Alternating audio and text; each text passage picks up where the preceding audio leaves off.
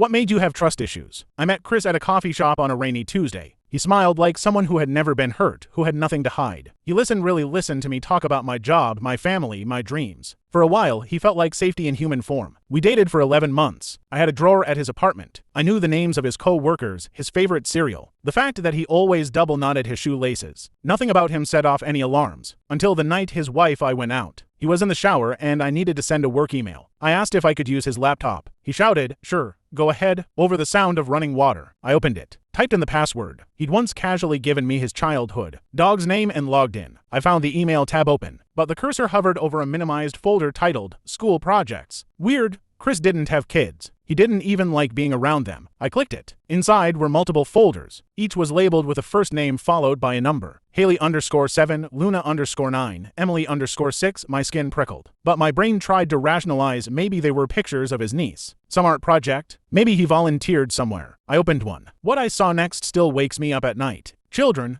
girls, in bedrooms, bathrooms, some clothed, many not, some looking scared, some too young to even know what fear meant. I felt like the oxygen had been sucked out of the room. I couldn't breathe. I couldn't blink. I shut the laptop and sat frozen. The sound of the shower still going in the background. My mind was a storm rage, disbelief, nausea. I knew I couldn't confront him. I didn't know what he was capable of. So I reopened the laptop, careful not to move anything out of place. I took photos with my phone. Just a few? Enough to prove it existed. I emailed them to myself from an account he didn't know I had. Then I deleted the sent messages and cleared the browser history. By the time he came out in a towel, smiling and joking about the hot water running out, I was already mentally gone. "Everything okay?" he asked. "Yeah," I lied, turning off the laptop. "Just finished up." I smiled at him, slept next to him that night, pretended to forget my work bag. The next morning, I had an excuse to leave early and never come back. Then I went to the police. The investigation took months. I had to repeat my story again and again. Some officers were kind. Some looked at me like they weren't sure if I'd somehow been part of it. But eventually, the evidence piled up. When they raided his apartment, they found more. So much more. Hard drives, secret drives, hidden cameras. The arrest made the local news. And me.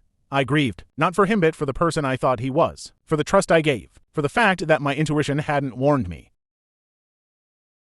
I started therapy. I took time off work and he was sentenced to 25 years. And me, I started again.